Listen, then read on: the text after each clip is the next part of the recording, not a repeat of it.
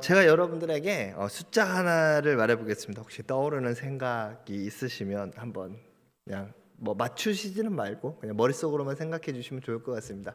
한번 보여주실까요? 예, 뭐 있습니다. 예, 어떤 생각이 나십니까? 2002 그러면 무슨 생각이 나죠? 네? 월드컵. 예, 맞습니다. 월드컵. 예.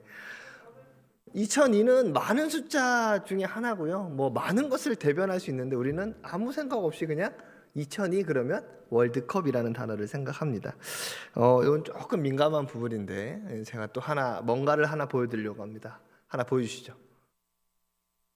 예, 뭐가 생각나시죠? 아마 대부분 다 비슷한 생각을 아마 하실 것 같습니다. 빨간색은 많은 의미를 가지고 있고 파란색도 많은 의미를 가지고 있는데 저기 중간에 VS를 딱 해놓으면 굉장히 우리가 생각하는 뭔가를 가지고 있습니다. 여러분, 사람들은 이렇게 많은 사람들이 같은 생각을 하는 것을 우리는 통념이라고 이야기를 합니다. 통념. 그리고 같은 시대를 살아서 같은 사회에 있었던 사람이 같은 생각을 하는 것을 우리는 사회적 통념이라고 이야기를 합니다. 우리가 2002 그러면 월드컵을 이야기하고 빨간색과 파란색 그러면 여러분 생각하는 그 한 가지를 생각하는 것처럼 우리가 같은 사회를 살면서 또 같은 생각을 가지게 하는 것을 우리는 사회적 통념이라고 이야기를 합니다. 오늘 우리가 보신 본문은 예수님의 어린 시절입니다. 즉 신약 시대인데요. 그럼 신약 시대에 사는 사람들이 가지고 있었던 이 사회적 통념의 베이스는 무엇이었을까요? 같은 생각을 가지게 하는 사회적 통념의 베이스는 무엇이었을까요? 그들을 이렇게 같은 생각을 하게 하는 그것들은 무엇이었을까요? 그건 바로 그들의 구약과 율법이었습니다. 그들은 구약과 율법이 늘 무장되어 있었고 그렇기 때문에 그들의 생각은 비슷한 뭔가를 바라볼 때 비슷하게 바라봅니다. 그리고 그것의 베이스는 우리가 알고 있는 구약 성경과 율법에 의거한 것입니다. 자, 제가 오늘 말씀 두 구절을 좀 보여줄 건데요. 자, 첫 번째로는 오늘 우리 본문 말씀입니다. 우리 본문 말씀 띄워주실래요? 자, 우리 본문 말씀이 이렇게 쓰여져 있습니다.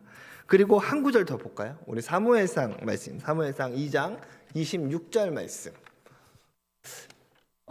예, 뭐가 다른지 잘 모르시겠죠? 저 이번에 비교해서 한번 같이 보여드리겠습니다. 예, 뭐가 좀 비슷해 보이시나요? 굉장히 비슷해 보이죠? 예, 여러분 이때에 계속 좀 띄워주시겠어요? 예. 여기 보시면 다 비슷한데 뭐 좀 달라 보이는 게 좀 있어요. 맨 마지막에 누가복음에는 더욱 사랑스러워 가시더라라고 쓰여져 있고 맨 밑에 그 사무엘상의 본문에는 사람들에게 은총을 더욱 받더라 이렇게 쓰여져 있습니다. 그러나 이 두 가지의 단어는 다른 단어가 아니고 똑같은 단어입니다. 바로 뭐냐하면 여러분 사랑스러워 가시더라라고 하는 단어는 카리스라고 하는 단어인데요. 이 단어는 해석하면 은총이라고 하는 단어입니다. 은총. 네, 헬라어로. 그리고 또 우리가 은총을 받더라라고 하는 이 뜻도 히브리어로 말하면 와토브인데요. 와는 이렇게 접속사 그리고 뭐 이런 뜻입니다. 토브는 좋았다 이런 뜻입니다. 그러니까 그리고 좋았다 이런 뜻입니다. 여러분 은총이라는 단어가 그리고 좋았다라는 뜻이 될 수 있고요. 사랑스러워 가시다라고 하는 단어를 원어로 보니까 그것은 은총이라는 단어가 되는 것입니다. 즉 은총과 그 카리스라는 단어는 똑같아요. 그래서요 NIV 성경은요 두 문장을 똑같이 해석합니다. 네.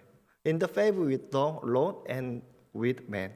그래서 이렇게 사람과 하나님께 이렇게 in the favor 되게 사랑스러워져 갔다, 되게 좋아져 갔다라고 이렇게 이야기를 하고 있습니다. 두 단어는 원래 똑같은 겁니다. 즉 누가복음 2장 52절의 말씀과 사무엘상 2장 26절의 말씀은 똑같은 말씀이다라고 말씀을 드릴 수 있는 것입니다. 즉 이 누가복음 예수 그리스도를 바라보면서 이렇게 예수님을 이렇게 표현한 것입니다. 사무엘상에 나오는 아이 사무엘과 비슷하게 표현한 것입니다. 그럼 왜 그랬을까요? 자, 이들이 가지고 있던 사회적 통념이 뭐라고요? 구약과 율법이라고요. 그들의 안에는 구약과 율법이 늘 마음속 안에 있었습니다. 그러다 보니까 예수님을 보니까 누가 떠오르는 거예요? 누가 생각난 거예요? 아이 사무엘이 생각나는 거예요.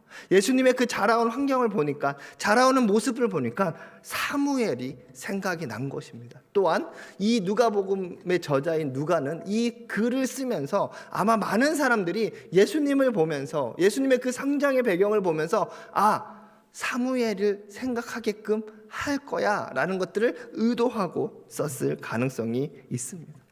그렇다면 오늘 우리는 예수님을 바라보기 전에 그 예수님을 바라보면서 생각났던 사무엘이 어떤 시대의 사람이었는지에 대해서 우리는 조금 살펴볼 필요성이 있는데요. 사무엘에 대해서 좀 알아볼까요? 여러분, 사무엘의 탄생 배경은 언제입니까? 사무엘은 언제적 사람이죠? 이거 맞출 수 있을까? 언제적 사람이에요? 구약 사람이죠. 예, 맞아요. 또 혹시 조금 더 구체적으로 무슨 시대? 사사시대. 누가 그랬어요? 재율이가 그랬어?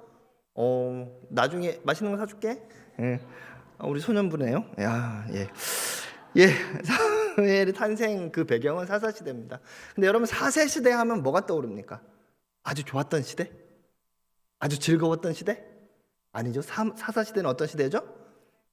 하나님의 말씀이 없던 시대, 하나님이 침묵하던 시대, 그 가장 영적인 암흑기, 그것이 바로 사사시대였다는 거예요.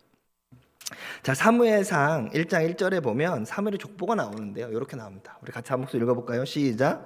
에브라임 산지 라마다임 소임에 에브라임 사람 엘가나라는 사람이 있었으니 그는 여로함의 아들이요 엘리후의 손자요 도우의 증손이요 숲의 현손이더라.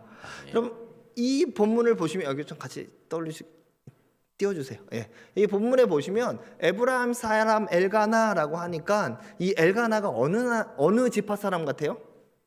에브라임 사람 같잖아요. 근데요, 이거는 그 원어를 해석하는 과정에서 조금 우리나라 말을 좀 매끄럽지 못하게 해석한 것입니다. 이 원어의 뜻을 보면 에브라임 땅에 살고 있었던 엘가나, 이렇게 해석하는 것이 맞습니다. 여러분, 엘가나는요, 역대상 6장 16절에서 38절에 보면 레위 자손에 대한 족보가 쭉 나오는데 거기에 엘가나는 레위 자손인 그앗의 자손으로 나오고 있습니다. 왜냐하면 그 당시 레위 지파는요, 땅을 분배받지 못했습니다. 맞죠? 그래서 땅을 분배받지 못했기 때문에 전국에 흩어져 살면서 종교적인 직무를 행했던 사람이 이 에브라임의 지파에 있는 땅에도 살아서 그 종교적인 일들을 행할 수 있었잖아요. 그 사람이 바로 누구냐면 엘가나라는 사람인 거예요. 그래서 그는 그렇게 레위의 직분을 가지고 에브라임 땅에 살고 있었던 사람입니다. 이래야 말이 맞습니다. 왜냐하면 사무엘이 나중에 어디에 가서 있죠? 성소에서 제사장의 업무를 하고 있죠. 여러분, 제사장은 누구만 할 수 있는 거예요? 구약시대 제사장은 어느 지파만 할 수 있었죠? 레위 지파만 할 수 있었어요. 그러니까 즉 이게 아니었으면 사무엘은 원래 거기 가서 살 수가 없었던 사람이에요. 그러니까 엘가나는 레위 사람이고요, 사무엘도 레위 사람이에요. 그래서 나중에는 엘리의 뒤를 이어서 제사장의 직분을 할 수 있었던 것입니다. 그런데 이 엘가나를 소개하면서 이렇게 해요. 너무 당당하게. 1장 2절 말씀입니다. 같이 한번 읽어볼까요? 시작. 그에게 두 아내가 있었으니 한 사람의 이름은 한나요, 한 사람의 이름은 분인나라. 뭐라고 소개합니까? 너무도 당당하게 엘가나에게 누가 있었다? 두 명의 부인이 있었다. 여러분, 두 명의 부인이 있었던 게 하나님께서 허락하신 걸까? 하나님의 그 법도 안에 올바른 것일까요? 그렇지는 않았을 것입니다. 그럼에도 불구하고 이 말을 당당하게 쓰고 있었다는 얘기는 뭘까요? 그 당시의 사회적 통념이 이렇게 레위 지파 제사장의 가문, 제사장의 직무를 하는 사람일지라도 이 정도 잘못한 거, 이 정도의 잘못은 아무것도 아니야 라고 이야기를 하는 것이나 마찬가지입니다. 여러분, 사사기 19장에 보면 여러분 진짜 레위인들이 어떤 짓거리까지 하고 다니는지에 대해서는 이야기가 나옵니다. 사사기 19장에 보면 레위 사람과 첩에 대한 이야기가 나오죠. 레위 사람이 첩을 데리고 있었습니다. 그 첩이 도망갔어요. 그래서 첩을 찾으러 가서 첩을 데리고 옵니다. 오는 도중에 어떤 땅에 들어가서 그쪽에 하루 유숙하려고 했더니 그 동네에 불량배들이 막 와가지고 레위 사람을 막 내놓으라고 합니다.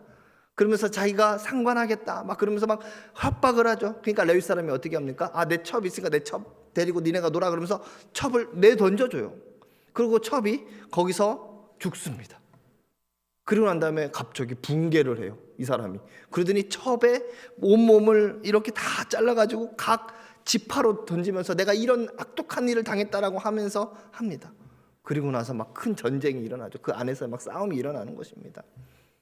여러분, 레위 사람이 첩을 가지고 있는 것도 무서운데 그 첩을 데리고 그 첩을 아무렇지도 않게 불량배한테 내주고 그렇다고 해서 나중에 분개해서 그 첩의 몸을 다 조각내서 막 던지고, 여러분 이런 것들이요 언제 일어났다고요?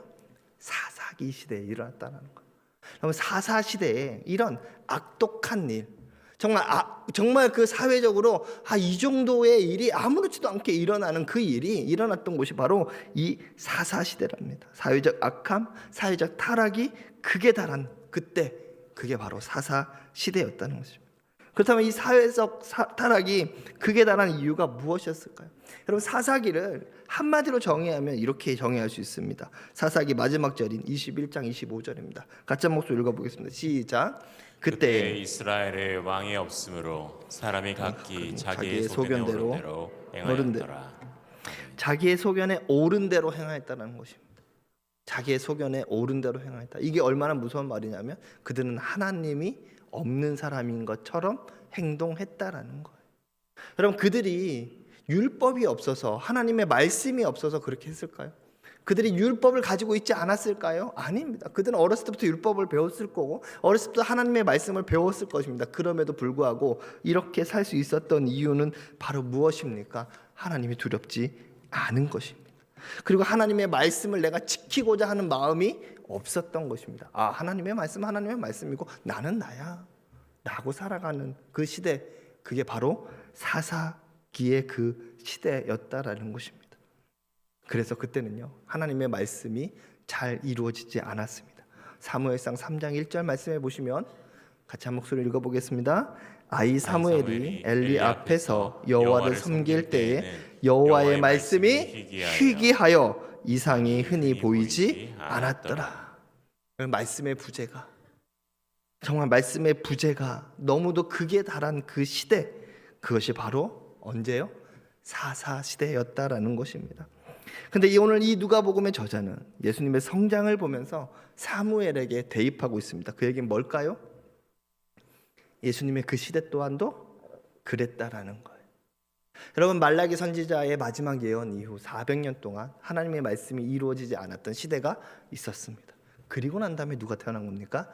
예수님이 태어난 것입니다. 이 누가복음의 저자는 이 예수님의 그 탄생과 예수님의 그 자라남을 보면서 사사시대의 그 사무엘, 사사시대의 그 암흑과 타락이 만무했던 그 시대를 떠올렸을 것입니다. 지금과 그 시대가 지금 같이 공존하는 것을 보았을 것입니다. 그리고 나서 보니까 예수님의 그 성장을 보니까 어떻게 보이는 것입니까? 사사시대를 끊었던 사무엘의 모습이 보이기 시작하는 것입니다. 우리는 하나님의 말씀이 타락하고 사회적 어려움이 오면 이제는 끝났구나 라고 생각합니다. 그러나 하나님은요 끝내지 않으십니다. 하나님은 이 나라와 이 땅이, 이 사회적으로 하나님의 말씀의 부재 속에 살아가는 이 나라와 이 땅이 다시 한번 하나님의 나라가 되기 위하여 오늘도 노력하시고 오늘도 또 그 일을 행할 한 사람을 찾습니다. 그래서 사사시대를 끝내 사무엘을 찾았고, 그리고 또한 그 신약의 그 구약의 마지막 어두운 그 하나님의 말씀이 부재했던 그 시대를 끝내기 위해서 누구를 보내주셨습니까? 예수 그리스도를 보내주셨던 것입니다. 여러분, 지금의 이 시대는 어떻습니까? 지금의 이 시대는 하나님의 말씀이 살아있고 운동력 있고 생동스럽고 그러고 있습니까? 아니면 하나님의 말씀은 뭔가 많은 것 같은데, 하나님의 말씀은 뭔가 많은 것 같은데 그 하나님의 말씀대로 살아가는 한 사람이 없어서 이 나라가, 이 민족이, 이 땅이 무너지고 있다는 생각은 하고 있지 않으십니까? 그렇지만 하나님은 그런 상황 속에서도 우리 하나님은 포기하지 않으십니다. 사사시대를 끝낼 사무엘을 준비하셨던 것처럼 그 구약의 마지막 하나님의 말씀의 부재의 삶을 그 시대를 끝내기 위해서 예수 그리스도를 보내주신 것처럼 하나님은 오늘도 이 땅에 하나님의 말씀이 심겨지고 하나님의 나라가 완성되기 위하여 누군가 한 사람을 준비하고 있다라는 것입니다. 그리고 저는 그것이 이 충일교회의 우리 어린아이들이 그 씨앗이 되기를 축복합니다. 그래서 오늘은 이 암흑의 시대를 끝냈던 사무엘처럼 그 암흑의 시대를 끝났던 예수 그리스도처럼 우리 충일의 아이들이, 우리 충일의 학생들이 그런 사람이 되기를 원하는데, 그러면 그 예수님은, 그 사무엘은 어떻게 자라났던 것일까요? 어떻게 성장했던 것일까요? 그것을 우리 같이 한번 살펴봤으면 좋겠습니다. 오늘 본문 말씀 다시 한번 보도록 하겠습니다. 오늘 본문 말씀 같이 읽겠습니다. 시작. 예수는 지혜와 키가 자라나며 하나님과 사람에게 더욱 사랑스러워 가시더라. 아멘. 여기 보시면 예수님의 성장의 배경 세 가지가 나옵니다. 여러분, 성장의 측면 세 가지가 나옵니다. 바로 뭡니까? 키와 지혜와 은총입니다. 아까 여기서 사랑스러워 가시더라, 그것이 은총이라고 말씀드렸죠. 키와 지혜와 은총입니다. 사람은 세 가지 측면에서 자라납니다. 세 가지 측면에서 성장을 하게 됩니다. 근데 그 성장이 골고루 이루어져야만이 하나님의 뜻에 따라 하나님의 빛을 발하는 그 사무엘과 같은 예수 그리스도와 같은 사람이 될 줄로 믿습니다. 한 가지 좀 살펴봤으면 좋겠습니다. 우리 첫 번째로 볼 것은 키입니다. 키라는 말은 헬라어로 헬리키아라고 이야기를 하는데, 키는 말 그대로 키입니다. 육체적 어떤 체력 이것을 말하기도 합니다. 그런데 여기에는 또 하나의 숨은 뜻이 하나 있는데, 바로 무엇이냐면 시간이라는 개념이 있습니다. 시간. 예수님께서 이렇게 말하죠. 너희가 염려함으로 그 키를 한 자나 더할 수 있겠느냐라고 이야기를 하죠. 그래서 그 키는 이 키를 말하는 것이 아니라 이 키가 자라나는 성장의 시간을 이야기를 합니다. 즉 너희가 염려함으로써 그 시간을 조금이라도 벌어낼 수 있느냐, 이 얘기를 하고 싶으신 것입니다. 그렇기 때문에 이 키라는 단어 안에는 육체적인 성장도 있지만 나이가 들어감에 따른 성숙의 성장도 있는 것입니다. 사람은요, 몸만 큰다고 커지는 것이, 성장하는 것이 아닙니다. 내 몸이 170cm, 180cm, 190cm가 됐는데 나는 아직도 유치원 아이와 같은 행동을 하고 말투를 하고 거기와 같은 그 때를 부리고 한다 그러면 그 사람은 올바로 성장한 것입니까? 네, 아닙니다. 그렇게 성장하지 않은 거예요. 여러분, 내가 이제는 우리 유치부 없어요? 예, 감사합니다. 이제 유치부 학생들은 이제 어디를 가야 됩니까? 초등학교를 가야 돼요. 그렇죠? 그럼 초등학교를 가면 유치원 때와 다른 많은 환경 속에 있습니다. 그런데 이 아이들이 초등학교를 갈 수 있는 이유는 뭐냐면, 초등학교를 가서도 내가 그 초등학교에 잘 적응할 수 있을 만큼 성숙했다라고 생각하기 때문에 초등학교를 보내는 겁니다. 맞습니까? 그런데 초등학교를 가서도 유치원 때하고 똑같이 행동한다 그러면 그 초등학교에 간 학생 같을까요? 예, 아닙니다. 우리 소년부는 어때요? 이제 중학생을 돼야 돼요. 중학교를 가야 됩니다. 그렇죠? 여러분, 중학교 갈 준비가 됐습니까? 아, 됐어요. 네. 중학교를 갈 정도의 이제는 신체적 성장뿐만 아니라 정신적인 성숙도 일어났기 때문에 이제는 졸업을 시키고 중학교를 보내는 겁니다. 근데 그것이 이루어지지 않는다 그러면 그 사람은 성장을 한 것일까요? 안 한 것일까요? 아직 성장을 하지 않은 거라는 것이죠. 그렇기 때문에 우리의 성장은 체격의 성장뿐만 아니라 성숙의 성장, 그 나이에 맞는 성숙의 성장이 같이 이루어져야 합니다. 예수님은 그 성장이 이루어졌다는 것입니다. 두 번째 측면으로 같이 볼 것은 지혜입니다. 지혜는 헬라어로는 소피아라고 하고요, 히브리어는 호크마라고 얘기를 하는데, 여러분, 이 지혜는 우리가 흔히 알고 있는 지식과는 똑같을까요? 다를까요? 네, 다릅니다.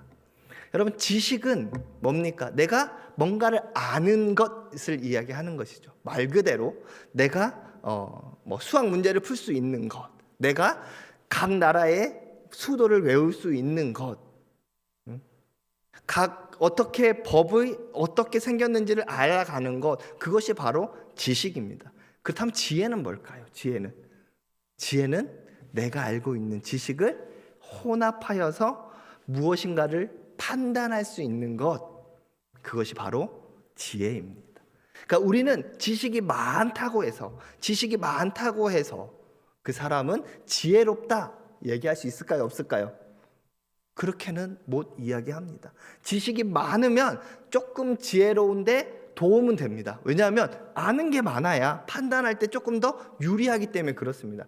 그렇지만 아는 것이 많다고 해서 올바르게 판단하는 것과는 다릅니다. 그래서 우리는 지식이 많은 사람이 되기보다는 올바른 판단을 할 수 있는 지혜로운 사람이 되어야 될 줄로 믿습니다. 여러분, 지혜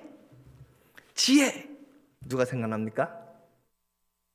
지혜 누가 생각나죠? 솔로몬 왕이 생각이 나는 거예요. 솔로몬 왕. 여러분, 솔로몬 왕은 지혜로운 왕이었어요. 근데 솔로몬이 그 지혜를 받을 때 하나님 앞에 뭐라고 요구했습니까? 나 많이 알게 해주세요 라고 요구했습니까? 아니에요. 솔로몬 왕은 그 지혜를 받을 때 어떻게 얘기했냐면, 하나님, 내가 아직 어려요. 내가 아직 어린데 내가 이제 이 나라를 다스려야 돼요. 내가 이 나라의 재판도 해야 되고요. 내가 이 나라를 다스리기 위한 판단을 해야 되는데 나 아직 자신이 없어요. 하나님, 나 그거를 잘 판단할 수 있도록 도와주세요 라고 이야기를 한 겁니다. 그래서 받은 게 바로 뭡니까? 지혜인 거예요. 즉, 지혜는 내가 뭔가를 많이 아는 것이 아니라 그 아는 것을 종합해서 올바른 판단을 내리는 것을 우리는 지혜로운 사람이다라고 이야기를 하는 것입니다. 지혜로운 사람의 반대는 무식한 사람이 아니라 즉흥적인 사람입니다. 즉흥적인 사람. 즉흥적인 유혹을 이기지 못하는 사람. 그 사람은 지혜로운 사람의 반대이죠. 지혜로운 사람은 참고 견디고 무엇이 가장 옳은 방법이고 어떻게 해야지만이 가장 좋은 결과를 도출할 수 있는가를 깨닫는 사람이라 그러면, 거기에 반대에서는 내가 지금 당장 요거 배고파, 나 이거 먹어야겠어. 그게 내 것이든 내 것이 아니든 상관없어요. 그냥 눈앞에 보이면 먹는 사람. 아니면 내가 지금 게임이 너무 하고 싶어. 그래서 내가 지금 이 게임을 안 하면 죽을 것 같아. 그렇지만 내가 할 일이 이만큼 남았지만 나는 그 게임을 해야겠어 라고 하면서 내 시간을 쓰는 사람. 이런 사람은 지혜로운 사람이 아니죠.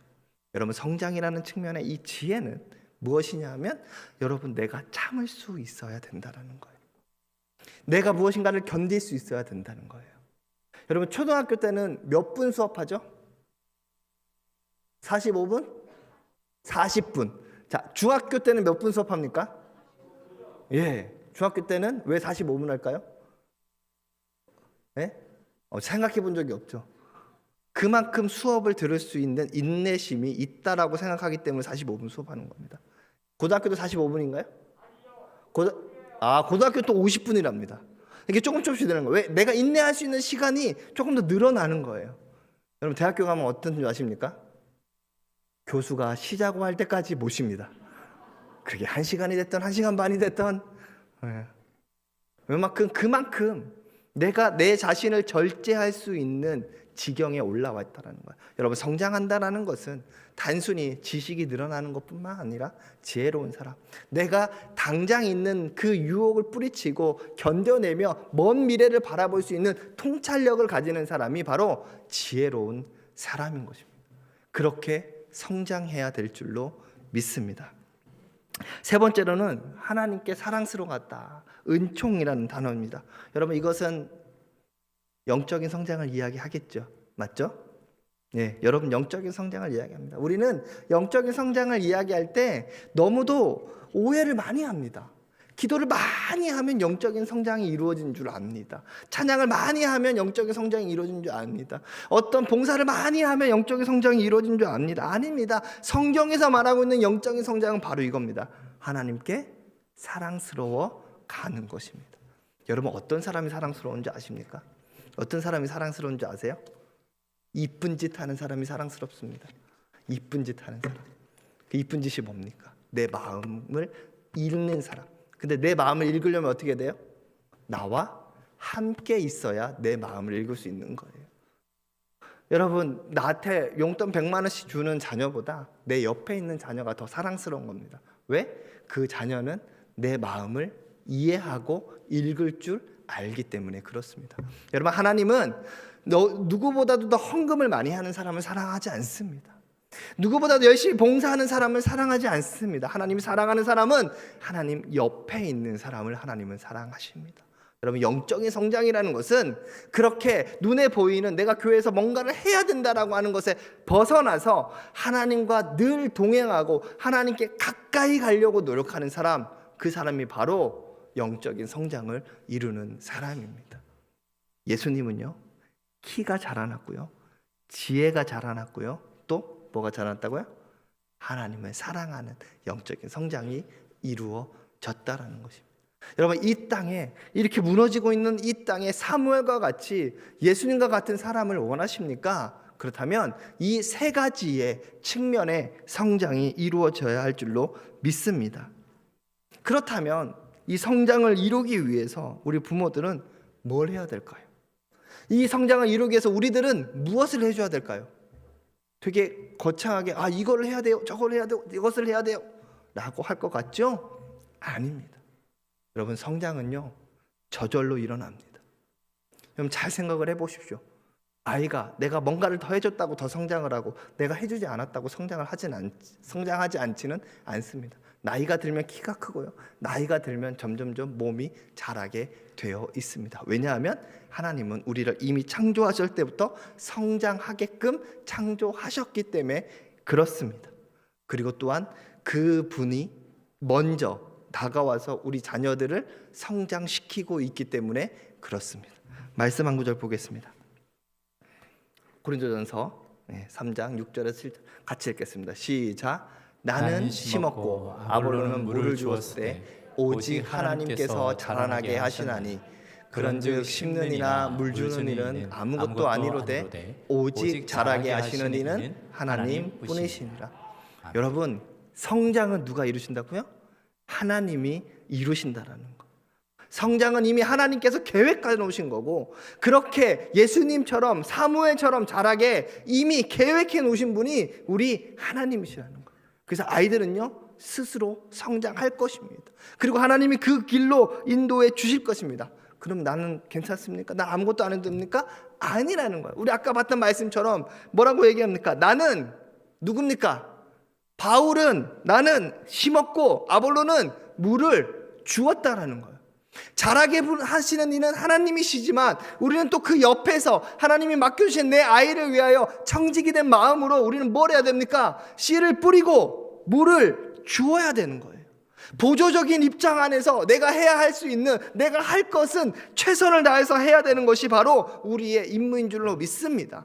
자라게 하시는 분은 하나님이세요. 하나님은요 올바르게 자라게 하기 위해서 많은 방법을 쓰실 거예요. 그러나 우리가 옆에서 더 도와준다면 더 잘 자랄 수 있습니다. 여러분 예를 한번 들어볼게요. 오늘 봤던 이 사무엘과 같은 예를 한번 들어볼까요? 여러분 사무엘은요 잘 자라날 수 있는 환경이었을까요? 잘 자라날 수 있는 환경이었습니까? 사무엘은 올바르게 그 땅에 올바른 빛을 발할 수 있는 그런 환경 속에서 태어났고 그런 환경 속에서 자랐습니까? 그렇기 때문에 그렇게 빛된 삶을 살 수 있었을 겁니까? 아니에요. 사무엘은 그런 환경에 아무것도 없었습니다. 그럼에도 불구하고 그렇게 클 수 있었던 이유 누가 키웠기 때문에요? 하나님이 키웠기 때문에 그렇습니다. 그러나 만약에 환경이 더 좋았다 그러면, 더 환경 옆에서 이 사무엘과 같은 사람을 더 키울 수 있는 환경이었다 그러면 사무엘 한 명만 나타났을까요? 한 명, 두 명, 세 명, 네 명 더 많은 사람이 나타나서 더 하나님의 나라를 만들지는 않았을까요? 우리에게는 그 사명이 있는 겁니다. 우리가 하지 않아도 하나님이 하실 거예요. 하지만 우리가 같이 한다면, 우리가 그 하나님의 역사 안에 같이 동참한다면 더욱더 큰 하나님의 역사가 일어날 줄로 믿습니다. 그러면 우리 아이들에게 키가 자라나고 또한 지혜가 자라나고 하나님을 사랑하는 그 마음이 자라나게 하려면 우리가 해야 할 것은 무엇이 있을까요? 여러분, 키 크게 하려고 아이콘을 먹이면 됩니까? 점프를 막 시키면 됩니까? 여러분, 그것도 있겠죠. 체격이 자라기 위해서 그렇게 노력하는 것도 있겠죠. 아까지만 제가 뭐라고 말씀드렸습니까? 키는 뭐도 의미한다? 성숙도 의미한다라는 것입니다. 여러분, 성숙은요, 하나님이 시키십니다. 하나님께 더 가까이 간 사람에게는 하나님이 주시는 그 마음으로 더 성숙한 삶을 살 수 있습니다. 여러분, 지혜는요 어떻습니까? 지혜는 어떻습니까? 여러분, 잠언서 1장 7절에 뭐라고 합니까? 여호와를 경외하는 것이 지식의 근본이거늘. 그럼 지혜는 누가 주신다고요? 하나님이 주신다고요. 지혜는 솔로몬이 자신이 지식이 높아서 지혜로운 사람이 아니라 누가 주셨기 때문에요? 하나님이 주셨기 때문에 지혜로운 사람이 되는 거예요. 그러면 지혜의 성장은 어떻게 이루어지는 겁니까? 하나님 옆에 붙어 있으면 이루어지는 겁니다. 영적인 성장은 어떻게 이루어집니까? 하나님 옆에 붙어 있으면 있는 겁니다. 그럼 우리가 해야 될 건 뭡니까? 우리의 자녀들이 하나님 옆에 붙어 있게 만드는 거예요. 옆에 붙어 있게 만드는 거예요. 자녀가 밥을 먹지 않으면 그래, 너는 밥 먹지 마, 괜찮아, 너 먹든 말든 나 신경 쓰지 않아, 이러실 겁니까? 아니잖아요. 어떻게든 먹이잖아요. 어떻게든 먹이잖아요.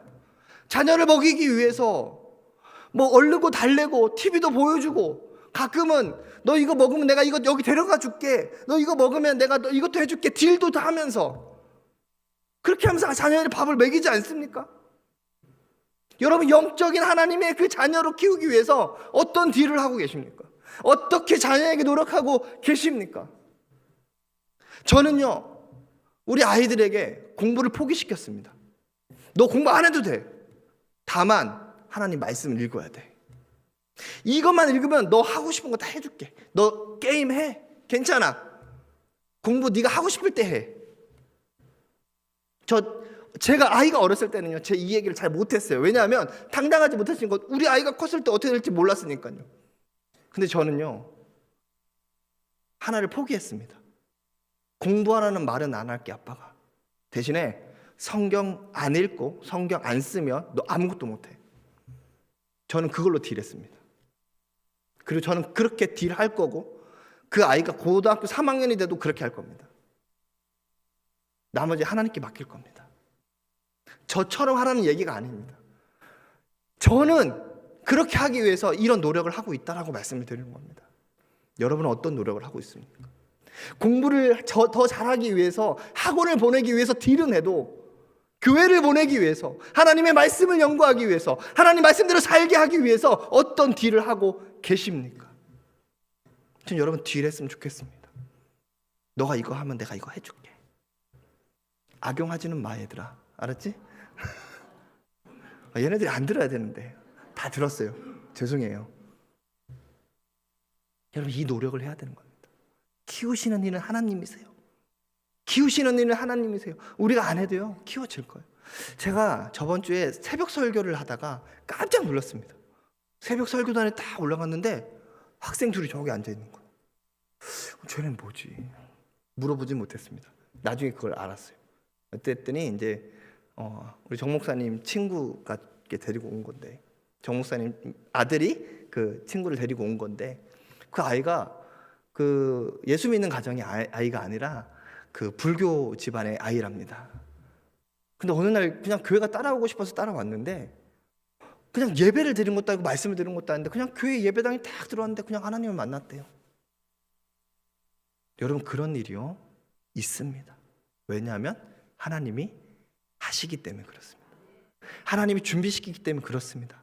여러분, 중동 지역에요, 하나님의 말씀 증가할 수 있을까요, 없을까요? 무슬림 지역에 하나님의 말씀 증가할 수 있을까요, 없을까요? 못해요. 근데요, 어떻게 그들에게 하나님의 말씀이 증거되는 줄 아십니까? 어느 날 꿈에 그냥 하나님이 나타난답니다. 예수 그리스도가 꿈에 나타난답니다. 그래서 그들이요, 그냥 나는 아무 복음도 증거하지 않았는데 선교사를 찾아와가지고 내 꿈에 어제 예수 그리스도가 나타났어, 나한테 성경 좀 가르쳐 줄래? 이렇게 얘기한답니다. 여러분, 하나님은 어떤 방법을 쓰시고 어떤 방법을 통해서라도 하나님은 하나님의 일을 하십니다. 우리는요, 거기에 숟가락 얹는 것 뿐이에요. 여러분, 우리가 숟가락을 얹을 때 하나님의 역사는 더 크게 일어날 것입니다. 우리가 그 숟가락을 좀 얹었으면 좋겠습니다. 그래서 우리 자녀들을 위해서 정말 이 교회 학교에 투자도 좀 해보시고, 그 자녀들을 위해서 내가 그 자녀의 그 신앙교육을 위해서 내가 무엇을 노력할 수 있을까를 고민해 보셨으면 좋겠습니다. 여러분, 키가 자라는 거 하나님이 하십니다. 여러분, 또 지혜가 자라는 거 하나님이 하십니다. 여러분, 그 아이가 영적으로 성장하는 거 하나님이 하십니다. 그런데 내가 도와주면, 내가 그것에 더 열심을 가지면 더 큰 하나님의 역사가 일어날 줄로 믿습니다. 그 역사 현장에 여러분들이 같이 있기를 예수님의 이름으로 축복합니다. 2025년 충일교회에 다음 세대를 향해 달려가지 않습니까? 여러분, 더 한번 노력해 봅시다. 다음 세대를 위해 내가 무엇을 더 할 수 있을지를 고민해 봤으면 좋겠습니다. 내 아이가 다니고 있는 그 부서를 위해서 내가 뭘 할 수 있을지를 한 번 더 고민해 봤으면 좋겠습니다. 교회에서 하고 있는 프로그램에 우리 아이가 하기 싫다고 하지만 내가 어떤 방법을 통해서라도 한 번 더 권유해 봤으면 좋겠습니다. 또 내가 가정에서 뭘 할 수 있을까? 가정에서 나는 예배를 한번 드려보고 싶은데, 우리 아이와 함께 말씀을 한번 읽어보고 싶은데, 와서 물어보십시오. 대답해 드리겠습니다. 여러분, 저 뒤에 앉아 계시는 많은 목사님들이 그렇게 물어봐 주기를 그렇게 간절히 원합니다. 목사님, 저희 가정에 예배를 드리고 싶은데 어떻게 드릴지 모르겠어요. 좀 알려주세요. 아니면 한번 오셔서 예배 한번 드려주시면 안 돼요. 저는 사역자로서 그런 게 늘 안타깝습니다. 왜 안 물어볼까? 우리는 늘 준비됐는데. 여러분, 한번 노력해 보십시오. 이 가정에 나도 예배를 한번 드려보고 싶다.